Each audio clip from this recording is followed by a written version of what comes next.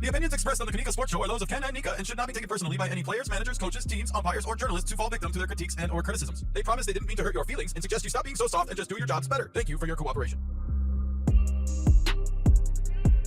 All right, well, we are going to turn our attentions to Southern California and go to the America's greatest city, San Diego, and talk a little Padres baseball. It has been a lot of ups and downs this year, but mostly down lately, I would say, heading into the All-Star break, which is never the way you want to be trending. Nevertheless, the Padres are fighting and staying in the wild card picture, at least, if not in the wild card as we speak. Okay. And it has been a big week for one of our favorite players, Manny Machado. He, first of all, celebrated his 33rd birthday on Sunday, Nika. Well, congratulations and happy birthday. Happy 33rd birthday to you, Manny Machado. Love seeing that smile right there. And Manny followed it up last night, Monday night, by getting his 2000th career hit. And we don't have artwork for that. We're going to do a whole nother segment about that and how he ranks up in the history of baseball.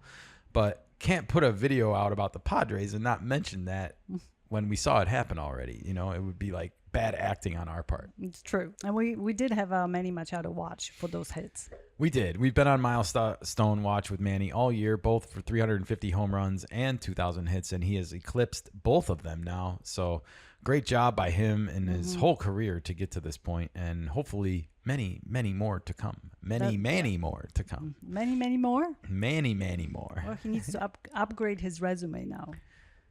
Go to the Hall of Fame, you mean? Yes. That's the last stop that's left, I think. Nice. Besides a world championship, please. And that would be nice. Bring it to San Diego if you don't mind. That would be great. Well, it was a Sunday night victory for the Padres, 4-1 over the Rangers. It was a series win at home. It was their 11th series win at home this year out of 14 tries. So the Padres, despite their struggles, remain a tough team to beat at home at Petco Park. And that's different from last year, isn't it? Last year, it was the opposite. Last year, the Padres were the road warriors and were struggling at home. This year, they are winning at home and they are struggling on the road. So that's baseball for you. That's the tale of two seasons for you. But nevertheless, the Padres, despite all that I said, all the doom and gloom, Manny Machado, the aforementioned, was voted as the starting third baseman for the All-Star team. And pictured here, I didn't think this was going to happen. I didn't see this coming, and neither did he, ironically enough. Fernando Tatis Jr. is also now going to the All-Star game. That's unexpected. It was unexpected, despite the fact that he had an amazing April, and he was considered a front-runner for the NL MVP after the month of April. It's been pretty bad and downhill ever since then. And we've tried to pinpoint some different things that have been happening. The leg kick mechanics. He was hit on the arm with a pitch that might have hindered some of his power. We don't know. We don't know the truth. We don't know where it is. There was something happened to his dad as well, some accident. Oh, yeah. His dad was like mauled by a dog or something. Or bitten. Something like that. Something happened in the Dominican Republic. Who knows? You never know what's bothering these people. He also has a lawsuit out against the company that gave him a loan when he first came into Major League Baseball because he feels like they gave him a predatory loan and he now owes them $34 million, 1/10 of his $340 million deal that he signed with the Padres. So you can pinpoint probably a lot of different drama going on in the young man's life, but it's not an excuse for the way he's played on the field either. You know, like everybody has problems off the field. Of course. So you got to learn to compartmentalize and divorce yourself from what's going on in your personal life to what's going on with the team. And it doesn't seem like that's happening a whole lot, but at the same time, there's room for growth there, I think, in 26-year-old and 22-year-olds and young people, you know? And there is a difference between Manny being 33 and Fernando being 26. There's some maturity that comes with those years. It doesn't seem like a lot to us from afar, but it is a lot up close. And at that age, that's a lot. So with that, I guess I wanted to get into this next video clip and set it up by saying, you know, despite all the struggles, despite the ups and downs, I love the Padres. I love the team, and I especially love Mike Schilt. And I was reminded of that this weekend for the first time in a while because of the bad, ugly play that we've seen on the field since May. I finally got a little bit of reminder of why I love this Padres team and this staff so much. And I wanted to play this video clip and react to it with you guys so that you could start to understand a little bit about what we see in the Padres. Okay. We're working our tails off. You guys are doing amazing. We're on a good trajectory. We're going to be just fine. We're going to do a lot of celebrations as a team. But through a team sport, individual accomplishments happen. We've already celebrated Manny making the All-Star team. Well deserved. We also have a couple guys we'd like to announce and celebrate. A couple guys that didn't make the All-Star team that hopefully something will break for them. But no particular order, making his first All-Star appearance, Mr. Jason Adam. Saving me a ton of runs. So I love you guys. Should be maybe his 5th or 6th, but back-to-back All-Star years, his 3rd in total. Our man Toddy. Hey, there's Thank you guys. I mean, love you all. Everybody know how hard this game is, ups and downs, but we're in this together. So let's keep going, and just the beginning. All right. Well, there's just going to be some more hugs and handshakes here as the video plays out. Wow, what? I got nervous. And yeah, I think you heard Mike Schilt hint and say like maybe some more guys will make the All-Star team. So this isn't the final. I stopped it. It is and it isn't. Well, you can let it play out because there's a still shot at the end. Well, the people that are injured might get replaced. Okay, well, first thing first. There's a lot of animosity right now about all-star snubs online and stories about who didn't make it that should have made it. You know, the biggest one for me is Seiya Suzuki, but we'll get into that later. The point is that there's always injuries and other circumstances, I guess, you know, maybe made up circumstances, if you will, for reasons why guys just don't want to go and or for reasons why guys just can't play in the All-Star game or are saving it for their actual team games, you know.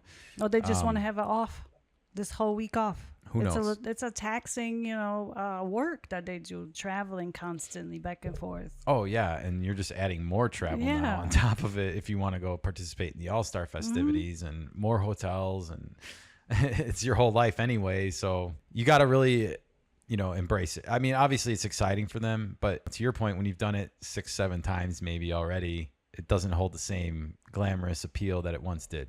Absolutely. Nevertheless, I'm excited for these Padres, and I'm excited to see if anyone else can get added to the team. Like Nick Pivetta stands out to me. He has had a really, really great first half so far, record-wise. Is 8-2 or something. Oh wow! Really, really impressive. Unexpected. For the Padres team, and that's what we need.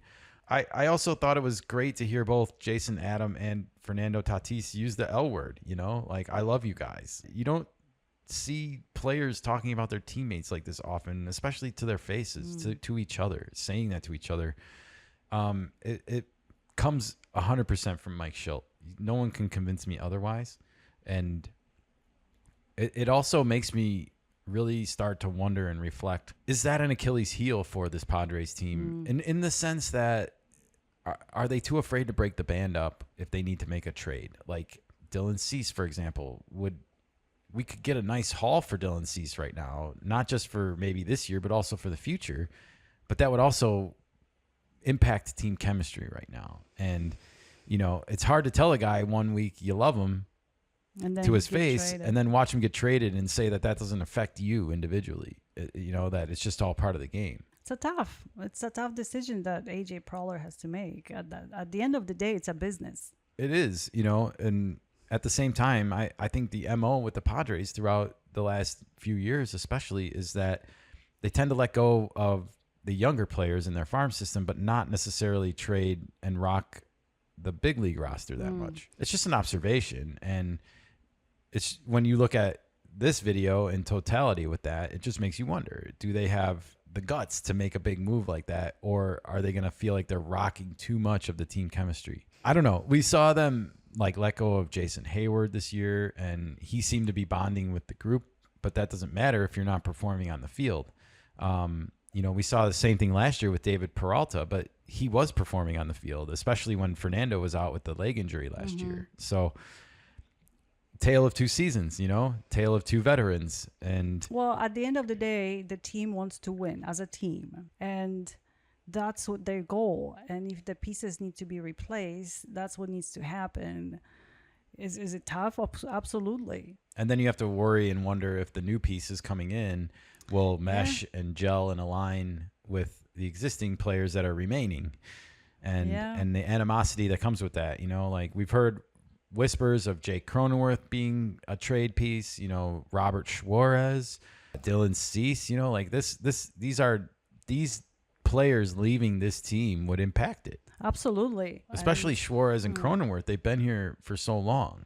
But Cease threw a no-hitter here last year with I know, us, but at the end of the day, it is a business. And the pieces that will get traded, they might benefit from it. Jake Cronenworth might benefit from a change of scenery to a different team. Robert Suarez the same.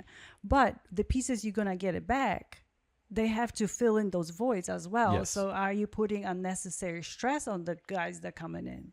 They have to make sense. And I think, as a lot of people have correctly pointed out, we've depleted our farm system over the past few years, making big trades, not necessarily crying over any spilt milk or anything like that, especially when you look at the Nationals roster and James Wood in particular. But that's all in the past. Like I think when you look at what's available to wheel and deal now, you're limited. So you're going to be forced to look at your own roster more than maybe in past seasons also. And it's just an interesting topic of conversation, I guess, is the Padres haven't been forced to deal a lot of their major league rostered guys the past few seasons as they've added at the trade deadline. Well, but this year would be markedly different from that because True. it feels like they're going to have to do that in order to make a big move. But they've been also operating under the sense that they need to win now, not 5 years from now. They absolutely do. I mean, you don't want to be trying to win with a 38-year-old Manny Machado.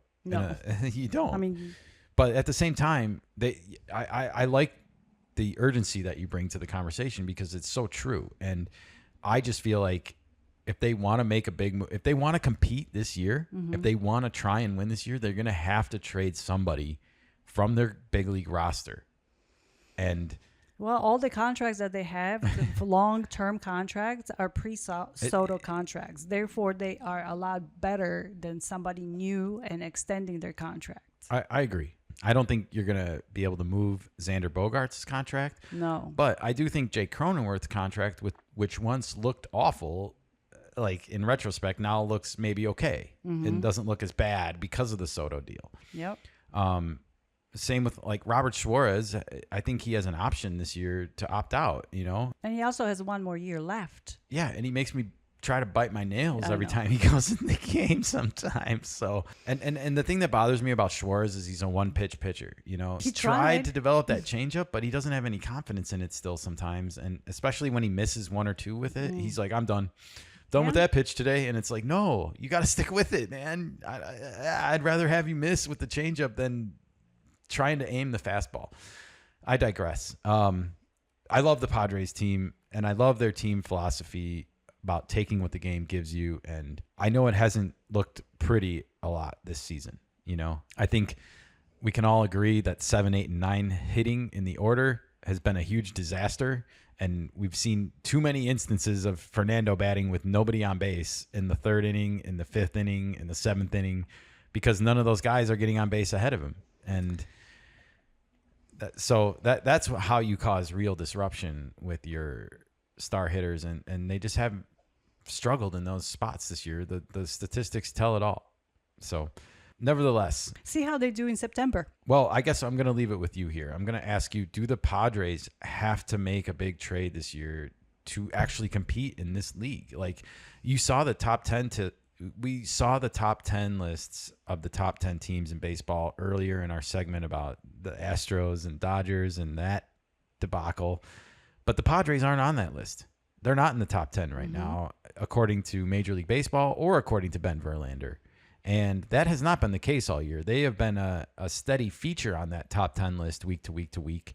And they've only recently just fallen off of the MLB list and the Ben Verlander list, to be honest, because I see them every week. So they're not looked at as like a top 10 team in baseball right now. And I personally don't think they're playing like a top 10 team in baseball, even though I think they might have the potential to.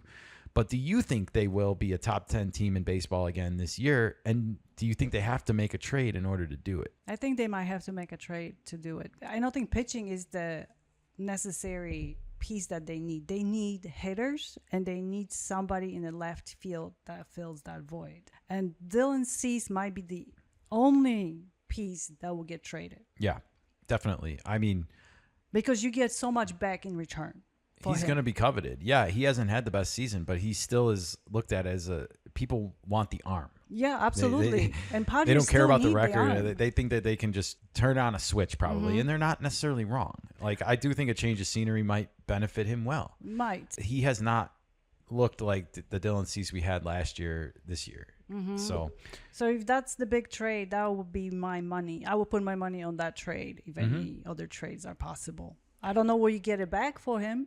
I don't know either. I think that there needs to be some serious creativity, and I guess you just don't want to make a move that you regret later, you know, like, and that's why I would definitely shy away from trading Leodalis DeVries more than Ethan Salas. You know, Ethan Salas, I think, has become more expendable, but he hasn't played this year with a back injury, and so I don't know how valuable he even is right now when it comes to acquiring teams. You know, they'd basically be like investing in a hopeful, and not a lot of teams like to do that anymore, I feel like. So it's tough. There's a lot of teams that need pieces, and the farm system at the Padres is depleted. They really do need more young players.